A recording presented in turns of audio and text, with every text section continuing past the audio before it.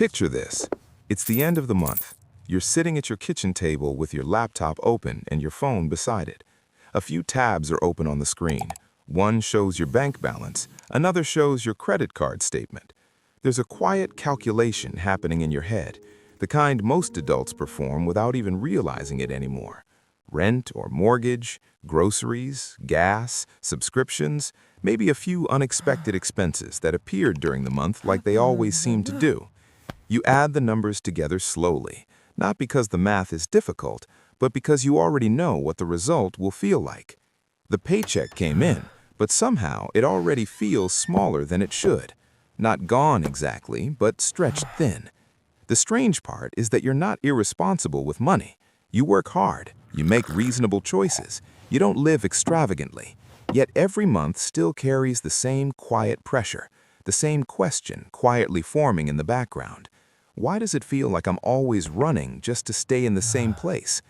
Now imagine something else happening at the same moment.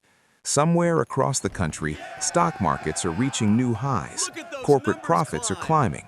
Tech companies are announcing record revenues. Billion-dollar startups are being funded almost casually. Luxury brands are expanding faster than ever. Private jets are selling out months in advance. On paper, the economy looks powerful, confident, expanding.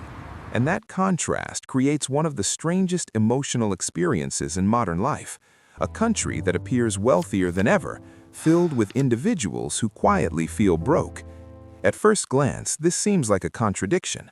How can both things be true at the same time? How can a nation generate enormous wealth while millions of people feel financially stuck? The answer begins with something most people rarely think about. When we talk about a country being rich, we're not actually talking about money sitting in a giant national bank account waiting to be shared equally. A nation's wealth is really a collection of assets, companies, investments, and economic systems that generate value. But those assets are not distributed evenly. Some people own pieces of those systems. Many others participate only through wages.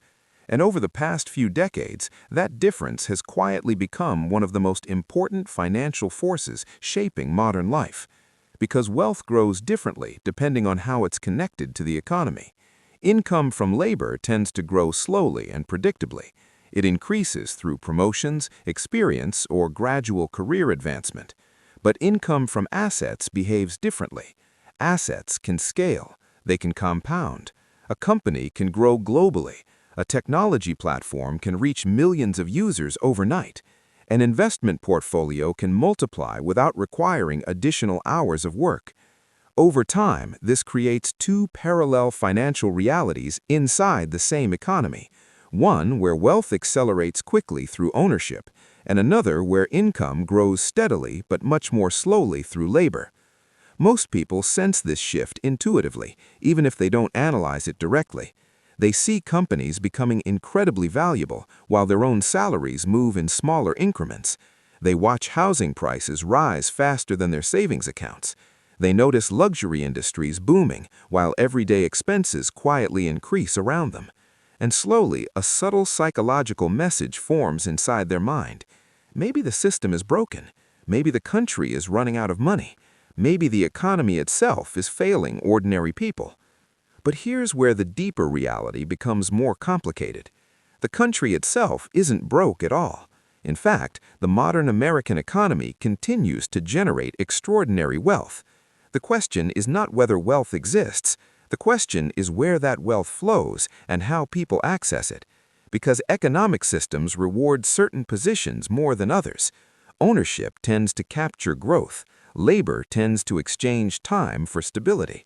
And when the economy begins producing massive wealth through technology, platforms, intellectual property, and scalable systems, the benefits naturally concentrate around those structures. That doesn't mean ordinary workers are doing something wrong. It means the architecture of the economy has evolved, and the feeling many people interpret as national decline is often something else entirely. It's the personal experience of standing outside the fastest engines of wealth creation. This is where psychology enters the conversation in a powerful way.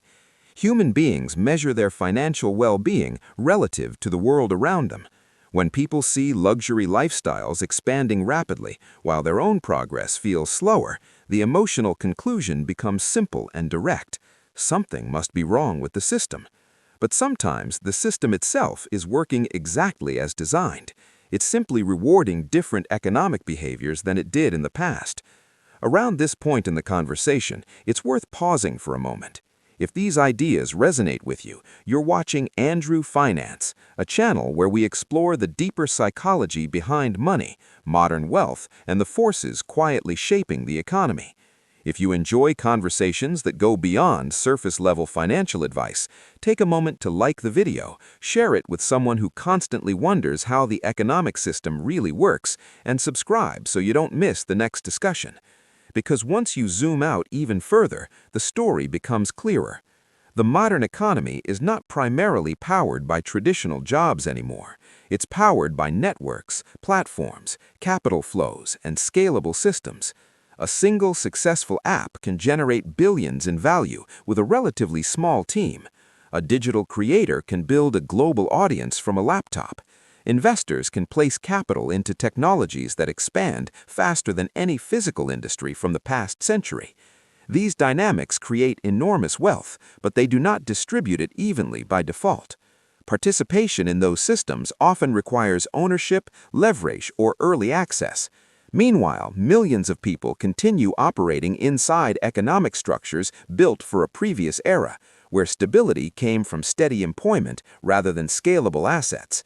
The tension between those two systems creates the strange financial mood that defines modern life. The country looks prosperous from the outside because its wealth-generating engines are incredibly powerful, but individuals inside the system may still feel financially strained because their connection to those engines is indirect. And when people feel financially strained, the natural instinct is to assume that the entire economy must be failing. But sometimes the reality is less dramatic and more revealing. The economy isn't collapsing, it's evolving. The methods of wealth creation are shifting towards ownership, technology, and leverage faster than many people expected. And that shift creates an uncomfortable but important realization. Feeling broke in a wealthy country doesn't always mean wealth has disappeared. It means the path to that wealth has changed. Once that idea settles in, the emotional story surrounding money begins to transform. Instead of asking why the country is running out of opportunity, the question becomes something more strategic. Where are the new opportunities actually forming?